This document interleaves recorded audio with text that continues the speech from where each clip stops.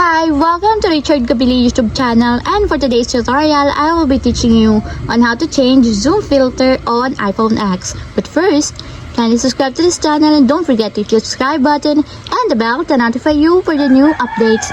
And let's start. Using your iPhone X, from your home screen first, go to Settings.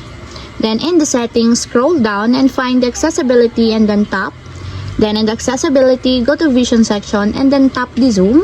Then in this part in the zoom, scroll down and go to this section and then tap the zoom filter.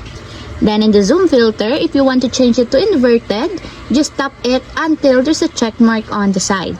And if you want to change it also to grayscale inverted, low light, just tap the filter that you want until there's a check mark on the side, just like this. And that's it, we have successfully changed or adjust the zoom filter on iPhone X. If you have a question, kindly comment down below and don't forget to hit the subscribe button and the bell to notify you for the new updates. And thank you for watching!